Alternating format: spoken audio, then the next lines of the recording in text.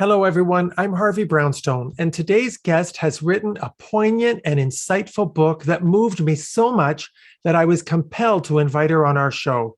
Her book is entitled Affliction: Growing Up with a Closeted Gay Dad. It's an emotionally raw and yet loving and tender family memoir that chronicles not only the impact on her father of living a hidden life from the 1930s till 2008, but most importantly, we learn the profound impact on her mother, her siblings, and herself of coping with the secrets and the choices that her parents made, choices that were necessitated by the harsh realities of living in a homophobic society. Our guest is author Laura Hall. Laura, thank you so much for joining us. I'm so happy to be here, Harvey. Laura, I must tell you, as a 65-year-old gay man who never lived in the closet, that I absolutely loved your book because you expressed the perspective of the children of closeted gay parents who have always been in the shadows of the coming out experience. What made you decide to write the book? Well, I had no intention of writing a book. I never even thought about it when my dad was alive. But about 3 years after he died, I got this urge to write a story. I didn't know what I wanted to write. I knew I wanted to write something. And I picked up a book near my office in downtown San Francisco on writing. And I was reading it on the train, and an older man, by the way, my dad always said he'd try to get a message to me from the other side if he possibly could. We always talked about the afterlife when I was little. And this older man that I'd never seen before came up behind me and was eavesdropping over my book, which mostly people don't do in the train. And he said, you know, that author teaches workshops here in San Francisco, and writing workshops. And I thought, okay, I got to work. I signed up for her class. And the first writing prompt she gave us, which was a 10-minute writing prompt, was just write stream of consciousness, my dad's clothes. And within 3 or 4 minutes, it had become my dad's closet. And that's where the book was born. I had no intention of doing this. It just came to me. Well, now, I'm sure some people are wondering why you decided to entitle the book Affliction. So let me give people an understanding of what your father endured as a young man. He had at least one significant gay relationship, but he was arrested for dancing with another man. And in 1940, as a university student, he was arrested again after being entrapped by an undercover police officer, which led to a conviction and criminal record that ruined his chances of being a teacher. So he dropped out of university, went deeply into the closet, joined the army, fought in World War II, and met and married your mom. They had 4 children and stayed together for over 60 years until your mom passed away. Laura, it hit me like a ton of bricks when I realized how different his life would have been had he not been victimized by the criminal justice system. No wonder he felt that being homosexual was an affliction. And that word he used to describe himself, the way he felt when he was a boy. And once he came out to me, I never felt that he saw it as an affliction as an adult or, the rest of his life. He was I don't know how to say it, but he wasn't an angry man, even though he was closeted, but he didn't think that being gay was wrong. And on top of everything else your dad went through, he was fired from an administrative job in a hospital in the mid-60s for being gay, wasn't he? Yes. Now, you wrote that your father wasn't like other fathers. He cooked, he sewed, he did your hair, he chose your clothes, he did floral arrangements, but you just thought he was more refined than other men. You had no idea he was gay when you were growing up, or did you? No, not at all. Not at all. I really just thought I had the coolest dad in the neighborhood. I think you did. I know, right? And I just spent a lot of time with him. We both enjoyed similar things, crafts and art and land and plants. And he wasn't like the other dads. I didn't feel judgmental towards the dads who would drink beer and watch football games all weekend. That's an exaggeration, but at all. But I just thought I was the fortunate one. Your father came out to you in 1975 when you were 24 years old in response to a question you asked him. You didn't ask him if he was gay. You asked him if he had ever been unfaithful to your mom. Why did you choose to begin by asking that question? Because I was struggling in my own life with being unfaithful and multiple partners, and I thought there was something wrong with me, and I knew I was a good person. I just didn't know why I was behaving that way, and I wanted to pin it on somebody other than myself, but really the finger should have been pointed at me. But I always, from the time I was a little girl, thought, well, because my mother's girlfriends always just had a crush on my dad. They wanted to dance. He was a great dancer. He was polite. He took care of the kids. He cooked. And they would all, my mom even told me this, that they would tell her that, oh, Ralph just isn't like the others. And they, no, he wasn't. But I thought, I just was sure he had been unfaithful with women. They were always like fawning over him. And plus he always flattered them. He would point out women in beautiful clothing, we'd see on the streets, when we were traveling or whatever. And I thought, oh, he's a womanizer. And nothing could have shocked me more than his reply, honey, I'm gay. Well, you wrote that after your dad told you in 1975 that he was gay, the weight of his secret shifted from his shoulders to yours, and that his affliction became your affliction. Why did you feel that way, Laura? Because I could see the joy in his eyes in unburdening himself with me. I mean, he and I had always been especially close. And I just saw this joy in him after he told me. And yet inside I was just filled with so much, well, I was in shock. It didn't register. I mean, I grew up in the San Francisco Bay Area. I wasn't homophobic, but it just didn't make any sense. And then if he'd come out to everybody, the whole family at the same time, it would have been different. But for me, it was my secret then, because my mother didn't want to talk about it. I felt like I was betraying her by the fact that I knew. I got all tangled up. It was very hard for me, but it didn't change my love for either of my parents at all. And my love actually grew over time. Well, your father told you that your mom found out that he was gay in 1957 when she found some photos. He offered to leave the marriage, but she wanted him to stay because she still loved him and she wanted her children to have a father. After your dad came out to you in 1975, why didn't you speak with your mom about it for so many years? That's a good question. It has a lot to do, I think, with secrets in families. You just sort of know. I don't know how to explain it, Harvey. I just knew it wasn't something I should be talking about. But over time, I did try, like had written in the book a few times, to ask her some things. And that one of the times she said, because I asked her, why didn't you ever leave Dad after you found out? And she said, I want you kids to have a father. I didn't have one. We never, ever had a long conversation about it at all. She never criticized my father, ever. And I asked her one time, I was young and asked a stupid question, but I said, do you still love Dad? Or do you love Dad after all these years and what you know? And she just, I remember her face, she just sort of pursed her lips and said, oh, yes. Like, how dare I would ask that question? She loved him till the day she died, devotedly. Well, now, Laura, I have to tell you that the person I really fell in love with in your book was your mother.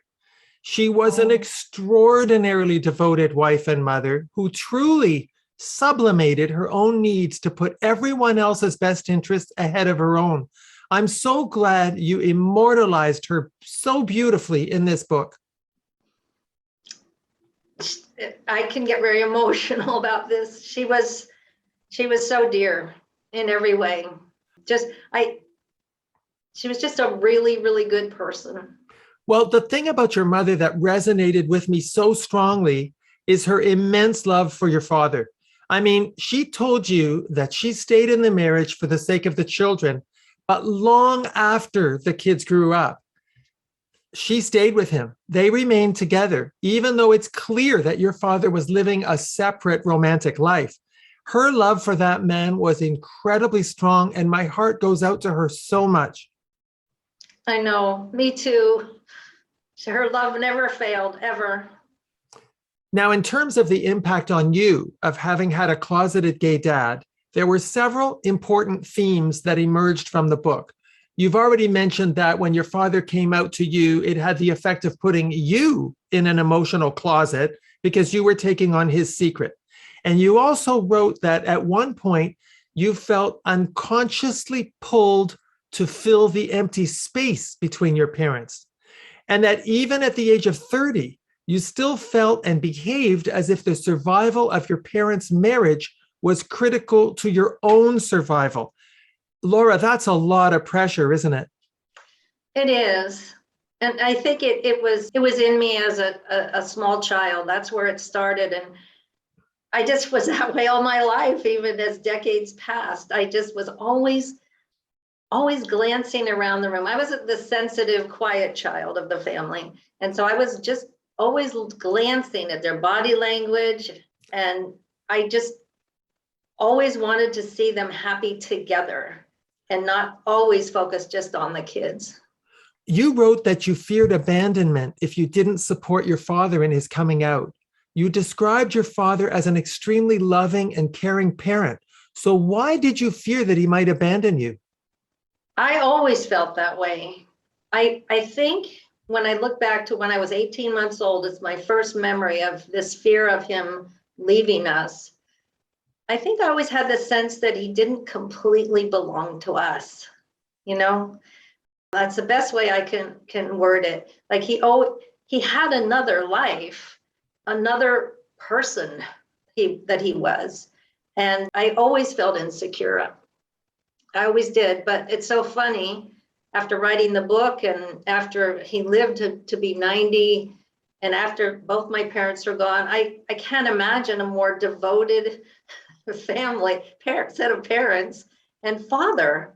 He never, ever gave any sense of abandoning us outwardly, ever.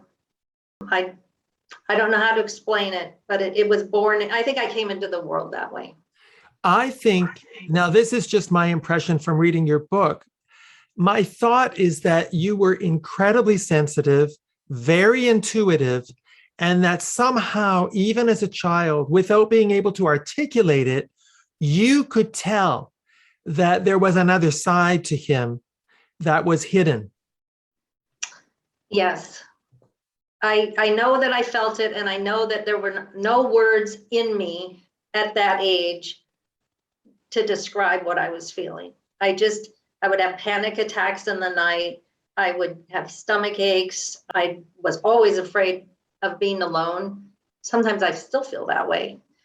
And I say that to you because every gay man that I've known, and in my generation, I have known a lot who did get married to the opposite sex to try to pretend to fit in to mainstream society. Every single person said that they had to build a bit of a wall around them all the time to try to hide that true identity. And I think a very sensitive child can pick up on it. Yes. He was always trying to be perfect. I know that's also a common characteristic of someone in the closet, a gay person in the closet. There's that great essay about that. When I look back to his photos when he was a boy, and he was less aware of his body language and how he held his arms and his hands. And then as he grew older, he looked like more of just a straight man. You know, he had to make sure his shoulders were straight, his hands were in the right position. And because I have so many photos, I could just see that, and I can't imagine what that would be like to not let your body express who you are. Well, there's an enormous fear of betraying yourself, even unconsciously. You have to constantly try to present as heterosexual if you're living in the closet.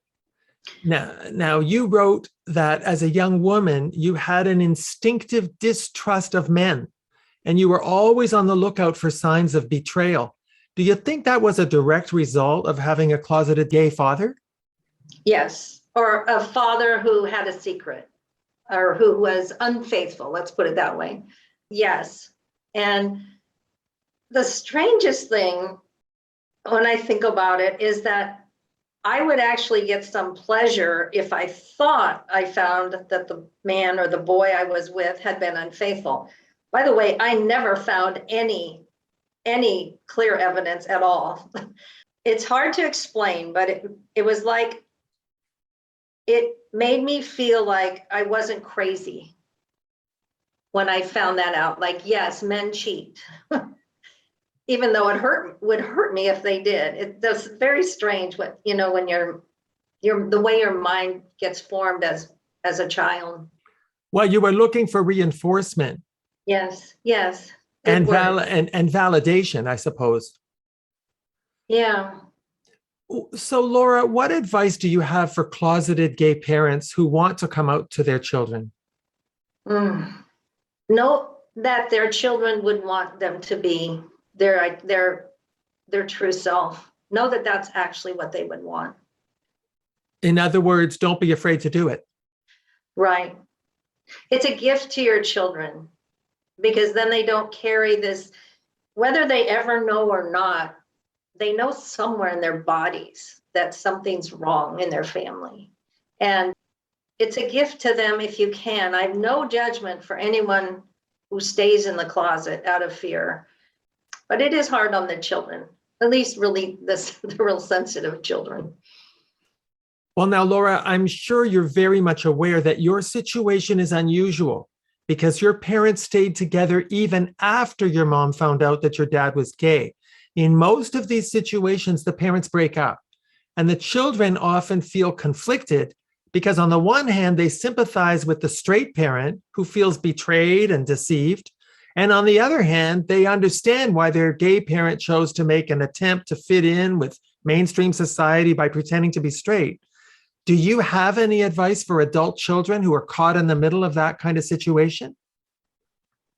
Well, first of all, there's a really great national organization in this country, in the United States, called Collage. It's COLAGE, and they've been representing and supporting children of LGBTQ plus caregivers for over 3 decades. And it's an organization of the children, no matter what age. And that's a lot of support there. I think that could be helpful. Finding other people. What I did when I first started writing, I started going to book readings. I remember when in my writing workshop, one of the things that they tell aspiring authors is go check out what's on the shelf. Go see what your competition is or just what's there and learn from it. And I went to there's a beautiful section of the San Francisco Public Library founded by James Hormel, the first the first openly gay ambassador of the United States. And I went there, and they have a huge collection of books. And I had asked the young man if he could point me to the section of memoirs written by children of closeted parents. This was in 2011. And he gave me a kind of a bizarre look, and he said, well, let me do some research, and why don't you just browse? And so I browsed and didn't come across any. And I came back to him, and he said, yeah, there aren't any. And I thought, okay, I need to write this. And there are others now at varying degrees. There's no story like mine in particular, where my dad pretty much stayed closeted for the rest of his life, and my parents stayed married. I don't actually know of any stories like that. But I got to know quite a few children of gay parents and adult children, and some of them had their dads had died of AIDS. And we met regularly in my living room here for, a number of years. And it was really great for me because we all spoke the same language, the language of the closet. Like, there's a different language, like, oh, he's my roommate, or he's my friend, or there are these terms. And then we spoke the same language, and it was very comforting just knowing I wasn't alone. I would imagine that it would be very comforting. I'm just wondering, did you ever see the movie Far From Heaven, starring Julianne Moore and Dennis Quaid, about a married man coming out in the 50s? I did see that movie, and I was interested partly because Julianne Moore's hair is red and my mother's hair was red, but also because it had all those images and behaviors of the 50s when I grew up, and it was very familiar to me. And I also knew that was a really, really hard time for gay men to come out. Laura, for me, your book isn't just a sentimental family memoir. It's an important part of gay history. I've known so many men from my generation and earlier who lived exactly the kind of life your father lived. And I've known more than a few gay men who were longtime secret partners of married men who lived in a straight marriage. Your book really highlights the ripple effect of the decisions that people make about whether to live their true, authentic selves and how those decisions affect everyone around them. They sure do. I found myself when I first started writing the book, it was just all about gay rights, because I had a lot of my sadness and anger had come out after my dad died. When you're in the middle of it in a family, you're just like, okay, this is just normal. This is just what this family's like. And afterwards, a lot of sadness and anger came out. And then after that came out, this book came out.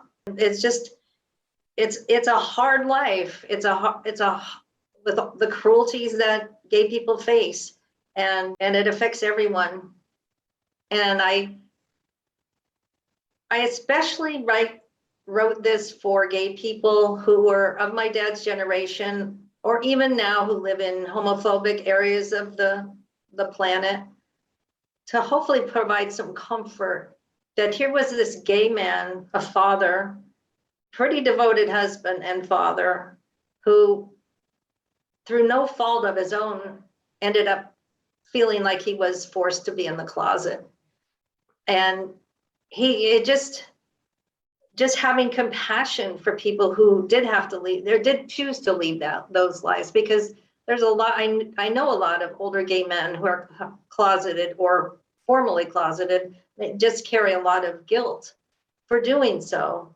And I don't feel any judgment at all for those who come out or don't come out. It's hard either way. But it's complicated, because if your father had not made the choice to pretend to be straight and get married, you would never have been born. I know.